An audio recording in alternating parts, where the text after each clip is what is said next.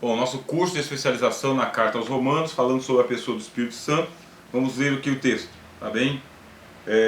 A chegada de Paulo a Corinto, os mesmos fenômenos extraordinários se renovaram, sempre atribuídos ao Espírito. 1 Coríntios, capítulo 2 e o versículo 4. Você imagina um apóstolo que nem o apóstolo Paulo?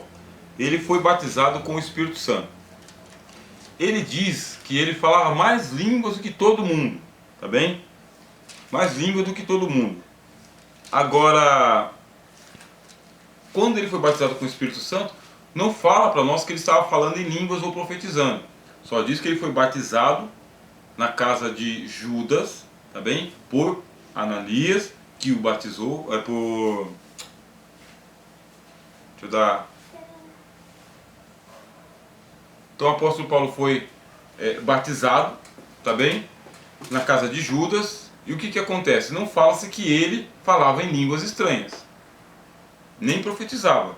Muito pelo contrário, foi batizado, se alimentou, ficou centrado, depois começou a pregar a palavra de Deus. Quando chega na carta aos Coríntios, ele diz que ele estava lá profetizando, falando em línguas. Ele tinha habilidades espirituais. Aqui em 1 Coríntios, tá? Estou com a Bíblia aberta. A citação diz, 1 Coríntios 2, 4. A minha palavra, Paulo fala que a palavra é dele, que não expliquei para os irmãos. O discurso é do pregador, bem? E a minha pregação não constituir em palavras persuasivas de sabedoria humana, mas em demonstração do Espírito e de poder. Realmente, o apóstolo Paulo havia tido uma péssima experiência lá em Atenas, não converteu as pessoas de Atenas, embora que ele conseguiu lá o Areopagita, Dionísio também, Dionísio se converteu. Então o que acontece? Paulo teve uma experiência ruim em Atenas com a eloquência da sabedoria humana. Aí vem um outro problema que nós enfrentamos, meus irmãos. Tem pessoa que é tão habilidoso, sabe, tão intelectual, tão preparado, que ele acha que é autossuficiente para a pregação do Evangelho. Isso é uma armadilha, porque habilidoso é o Espírito Santo, capacitado é o Espírito Santo, ele é autossuficiente. Mesmo sendo autossuficiente, o Espírito Santo trabalha em sinergia com a igreja, sinergia com Jesus, sinergia com a palavra que está escrita. Quer dizer, o Espírito Santo ele trabalha junto com e não sozinho. E é uma armadilha para pessoas altamente capacitadas e preparadas. É uma armadilha tentar ensinar o Evangelho sem a manifestação do Espírito Santo. Aí o que faz o apóstolo Paulo quando chega em Corinto? Ele fala, quando eu cheguei para estar entre vocês ali, ora, eu não fiquei me embasando na minha capacidade humana, mas eu demonstrei poder para vocês. Como? No Espírito Santo. A minha pregação, ó, ele diz aqui, em demonstração do Espírito e de poder. Distinção de novo. O poder é a virtude. O Espírito é a terceira pessoa da Trindade. Então, o Espírito é o sujeito. E o poder é aquilo que opera. É a virtude. Tá? É a manifestação. É a qualidade do Espírito Santo. Pode ser, meus irmãos, que algumas pessoas tenham o Espírito Santo e não haja manifestação dos seus dons. O fato de não ter manifestação dos dons não significa que a pessoa não tenha o Espírito Santo. Tem o Espírito Santo, como a pessoa presente em si, mas não manifestou nenhum dom. Então a gente tem que ver isso daí, tá bem? Quando você estiver julgando uma pessoa, se ela tem ou não o Espírito Santo, você vai ter que saber se ela tem pela vida que ela está levando, tá? Pela comunhão, porque a Bíblia diz, o Espírito de Deus testifica com o nosso espírito de que nós somos filhos de Deus. É um testemunho do Espírito Santo. Continuar lendo aqui, tá, meus irmãos? O mesmo aconteceu nas igrejas da Galácia. Os Gálatas receberam o Espírito e começaram pelo Espírito. Gálatas 3, 2 e 3. Os irmãos que estão aí com as suas Bíblias fácil, tá bem? Ou vai anotando, ou vai nos acompanhando aqui, que nós vamos abrindo as escrituras para conferir o que escreveu o doutor Sir Fawkes. Tudo bem? Então, Gálatas 3, 2 ao 3. Só quisera saber isto de vós: recebestes o Espírito pelas obras da lei ou pela pregação da fé? Vós sois tão insensatos que, tendo começado pelo Espírito, acabais agora pela carne. Como entender esse texto, tá bem? O apóstolo Paulo está tendo um problema seríssimo lá na igreja dos Gálatas. Seríssimo. Ele chegou, pregou o evangelho e saiu. Quando ele saiu, os legalistas, aqueles que guardavam a lei de Moisés, chegaram lá para desfazer o ministério do apóstolo Paulo e desfazer o ministério do Espírito Santo, porque os crentes da Galácia estavam preocupados se eles tinham ou não o Espírito Santo. Porque o pessoal dizia: vocês não têm o Espírito Santo. Por quê? Porque vocês não guardam a lei. É o que eu acabei de dizer para os irmãos. Como saber se uma pessoa tem ou não o Espírito Santo? Como saber se você tem ou não o Espírito Santo? Será que eu tenho que dar um certificado de autenticação de que o Espírito Santo está em você? Não, o mesmo Espírito testifica com o nosso Espírito. Ele dá testemunho aqui dentro. Ó. Ele diz: eu estou aqui, sou eu, não tenha medo. Não é só um emocionalismo, não é só um pensamento que veio da sua cabeça, não é só uma alegria do momento. Ele vai dando sinais de que ele está dentro de você, de que ele está na pessoa. Mas os crentes da Galácia ficou preocupado. Será que nós temos ou não temos o Espírito Santo? Como saber? Aí os legalistas diziam: você foi circuncidado? Não. Aí eles diziam: ora, se você não foi circuncidado, você não tem o Espírito Santo, porque todo mundo que tem o Espírito Santo é circuncidado. Aí Paulo fala: mas não é a circuncisão da carne, meu amigo, é a circuncisão do coração. É uma operação que Deus faz lá dentro, tá bem? O que está ruim? É a internet, será? Para mim está cheio aqui. Tá todo mundo com problema aí do sinal, meus irmãos? Dá um retorno para mim, por favor. É o som, é a imagem. Para mim tá legal. Para mim a imagem, o som tá legal. Tá falhando um pouco o som, melhorou. Bom, eu tô com a internet aqui, a minha internet está cheia, né? Eu estou usando uma internet muito boa aqui. Mas é bom vocês darem um toque para mim mesmo, tá? Pode ter oscilação. Pode ter oscilação porque essas chuvas aí mexem, tá? Mas eu estou com a internet aqui que é a melhor que eu posso ter no momento, tá bom? Vamos lá. Qual a evidência que você tem ou não tem o Espírito Santo? Aí o pessoal falou: é a guarda da lei. Se você cumprir as regras certinho, tá? Aí você vai ser cheio do Espírito Santo. Aí Paulo fala: mas vocês receberam o Espírito Santo quando estavam guardando a lei? Pois foi 1500 anos de lei e ninguém recebeu o Espírito Santo pela lei, meus irmãos. Ninguém. Os profetas recebiam o Espírito Santo pela graça de Deus para profetizar. Mas o Espírito Santo não veio no tempo da lei para todo mundo. Só vinha para os profetas. Chegou o Novo Testamento. Agora Cristo, ele cumpriu a lei e estabeleceu o Evangelho. Quer dizer, tira o vinho velho para colocar o vinho novo. Vinho novo em odres novos. É um Novo Testamento. O Espírito Santo vem em outra base. O Espírito Santo agora ele está vindo pelo ministério de Jesus Cristo. Ele entrou na seara do Senhor Jesus. Isso que é o Evangelho. Com a graça de Deus. A graça de Deus se manifestou trazendo salvação a todos os homens. Aí Paulo fala: não é cumprindo a lei que você vai receber o Espírito Santo. Não é cumprindo as regras da sua instituição que você vai receber o Espírito Santo. A lenda diz, meus irmãos, que se você for lá na frente e você começar a dizer glória, glória, glória, glória, glória, glória, glória, glória, glória, glória, glória, glória, glória, glória, glória, glória, glória, glória, glória, você vai ser batizado com o Espírito Santo. E se você não foi batizado com o Espírito Santo é porque você não cumpriu ainda o mantra das 5.000 repetições de glória. Isso é lenda, meus irmãos. Não é verdade. Não está escrito na Bíblia. Lógico, você vai entrar lá num parafuso, porque depois de 10.000 vezes que você fala glória, glória, glória, glória, glória, não sai mais glória, sai é isso que vai sair, meus irmãos. Agora, também não podemos contestar de que algumas pessoas, ou várias pessoas, foram batizadas com o Espírito Santo e começaram a falar em línguas ao pronunciar glória, tá bem? Isso também aconteceu. Mas aconteceu com todo mundo? Nós não temos aqui como manipular o Espírito Santo para que ele venha e faça enrolar a língua das pessoas com línguas estranhas. Não tem isso, meus irmãos, não é sinal. Então a gente tem que acabar com as lendas. Acontece com algumas pessoas, acontece com várias pessoas, mas não tem como manipular esse negócio. Aliás, e eu tenho pessoas, meus irmãos, que foram batizadas com o Espírito Santo falando glória, e depois vieram me perguntar porque tinham dúvidas se tinham sido batizadas ou não, ou se elas foram induzidas a falar. Por quê? Porque foram batizadas, falaram em línguas naquele dia e não falaram nunca mais. E aí? Vieram perguntar, muitas pessoas vieram perguntar: ô professor, eu não sei se eu sou batizado com o Espírito Santo ou não, porque eu falei em língua só uma vez. Quando eu fui lá na frente, estava lá com glória, glória, glória. Como saber se eu sou batizado ou não no Espírito Santo? Fizeram essa pergunta. Outros dons vão se manifestar, tá bem?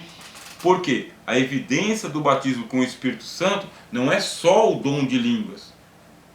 O dom de línguas é um dos mais de 30 que ele manifesta em o Novo Testamento. Mais de 30 dons podem ser evidências do batismo com o Espírito Santo. Não somente falar em línguas. Isso significa que você pode não falar em línguas e o Espírito Santo manifestar outro dom em você como evidência de que você está batizado. Tá bem? Qualquer um dos 30 dons são evidências. Pelo menos na carta de Joel e no discurso do apóstolo Pedro, ele falou que sonhos são evidências de batismo com o Espírito Santo. Visão é outra evidência de batismo com o Espírito Santo. E profecia é outra evidência do batismo com o Espírito Santo. 3 evidências distintas: sonhos, visões e profecias. Falar em línguas também. De repente você pode aí ser utilizado em curas divinas. Dons de curar, sem nunca falar em línguas estranhas. Tem como o Espírito Santo manifestar um desses dons em você sem ter batizado em você? Na realidade, a ordem é essa: se você está sendo utilizado para que quando você impõe as mãos sobre o enfermo e ele fica curado, é porque você é batizado com o Espírito Santo. Mas eu não falo em línguas estranhas, e o que eu devo fazer? Vai fazer o que o apóstolo Paulo mandou: pede para Deus manifestar o dom. Que dom? De línguas. Mas se você pedir para Deus manifestar o dom de línguas, peça também para ele manifestar o dom da interpretação de línguas. E Paulo fala: mas já que você está pedindo dons, procura profetizar, porque quem profetiza é maior do que aquele que fala em línguas. Por quê? Porque o que fala em línguas edifica-se a si mesmo, mas aquele que profetiza edifica aos outros. E se você quer o dom de falar em línguas estranhas, peça também para o Deus te manifestar o dom da interpretação. Por quê? Porque aquele que ora em línguas, ora bem, diz a palavra de Deus, mas o entendimento fica sem fruto. Por quê? Em mistério fala com Deus e ninguém o entende, só Deus que sonda os corações. Agora, quando você pede a Deus o dom de línguas e de interpretação, você vai orar em línguas, interpretar e vai saber o que está orando. Olha só que coisa importante e interessante, meus irmãos. Estamos na primeira carta aos Coríntios, por enquanto, tá bem? Lembrando que os Gálatas, eles estavam lá em dúvida se receberam ou não o Espírito Santo, porque o pessoal estava causando confusão na mente deles. E estava causando confusão na mente deles, quando a gente lê lá o livro de Atos, meus irmãos, prestem atenção. Já vou ler aqui o chat que os irmãos estão escrevendo, e é bom mesmo que os irmãos escrevam para o chat aqui, que já eu vou fazer uma parada para a gente ler aqui. Então veja só, os Gálatas estão preocupados se eles têm ou não o Espírito Santo, porque os pregadores falaram que eles não estão batizados com o Espírito Santo. E quando você lê Atos dos Apóstolos, a Bíblia diz assim: os crentes de Bereia foram mais nobres do que os crentes de Tessalônica. Por quê? Porque os bereanos, enquanto Paulo estava pregando, Paulo está pregando, os bereanos falam: Paulo, peraí, onde você leu isso? Peraí, Paulo, quem disse isso? Conferindo nas Escrituras se o que o apóstolo Paulo falou estava na Bíblia mesmo. Aí Paulo fala, os crentes de Bereia foram mais nobres do que os crentes de Tessalônica.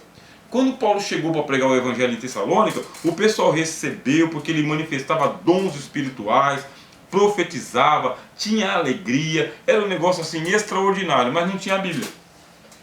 Então ficou só o que o apóstolo Paulo falou, sem fazerem a conferência bíblica. Não tinha conferência, não tinha escola dominical, não tinha fórum, não tinha simpósio, não tinha seminário, não tinha nada. Tinha manifestação do Espírito Santo e dos dons. Paulo foi embora. Vieram os falsos profetas e, como faltava a base da palavra de Deus, perderam a fé. Ficaram transtornados em Tessalônica também, e de igual forma aconteceu aos Gálatas. Chegando aos Gálatas, chegou o pessoal lá causando confusão, e eles não tinham embasamento bíblico. Por isso é importante nós termos o Espírito Santo e a palavra do Espírito Santo, que é a Bíblia, tá bem? Deixa eu ler aqui o que vocês escreveram um pouquinho no chat, tá bem? Graças a Deus. Deixa eu ver, o irmão Marcos falou assim, acho que melhorou, né, a internet, né, meus irmãos? Melhorou a internet? Então, tá bom.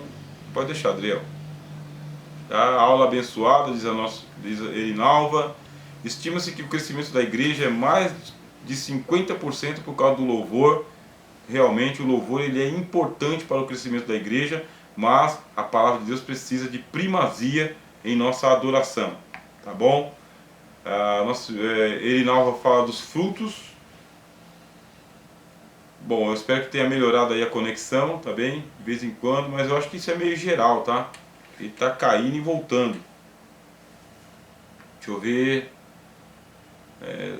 Nosso irmão Marcos, eu já vi o caso de um irmão erudito, muito usado na palavra, que não foi consagrado por não falar em línguas estranhas. Realmente, a eclesiologia das igrejas pentecostais coloca como prerrogativa para o ministério o falar em línguas estranhas. Um pouco de exegese bíblica iria corrigir esse problema facilmente. Era só fazer a exegese de Atos dos Apóstolos e se descobriria que os 3 sinais são esses aqui de Joel: sonhos, visões e profecia. Agora, o pessoal juntou o dom de profecia com falar em línguas estranhas, e o pessoal começou a imaginar que só profetiza quem fala em línguas estranhas. Não é assim. Você pode profetizar sem falar em línguas estranhas. Um pouquinho de exegese já corrigiria esse problema, tá bem?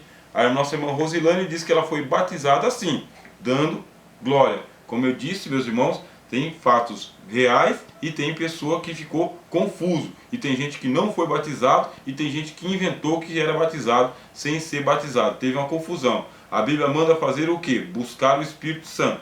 Isso a Bíblia fala, de dia e de noite, tá bom?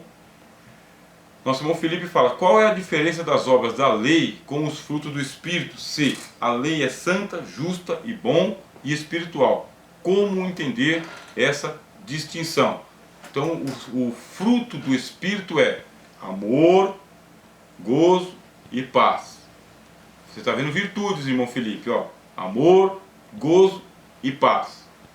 A guarda do mandamento santo, justo e bom vai produzir o fruto do Espírito: amor, gozo, paz, longanimidade, benignidade, bondade, fidelidade, mansidão e domínio próprio. A lei consegue fazer isso? A lei não consegue fazer isso.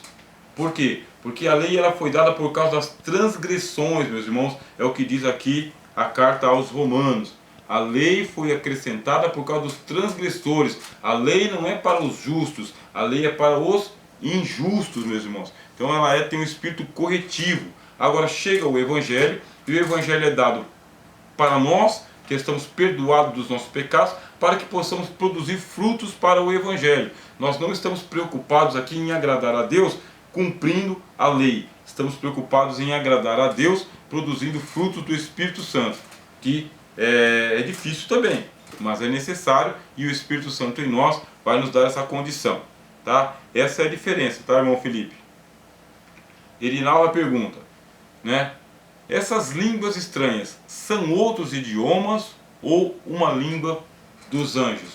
Línguas estranhas, meus irmãos, o apóstolo Paulo fala que quem fala em línguas também fala em mistérios, ninguém entende, só Deus. E aí precisa do dom de interpretação de línguas. Essas línguas estranhas, elas são línguas estranhas mesmo, desconhecidas, não são línguas humanas.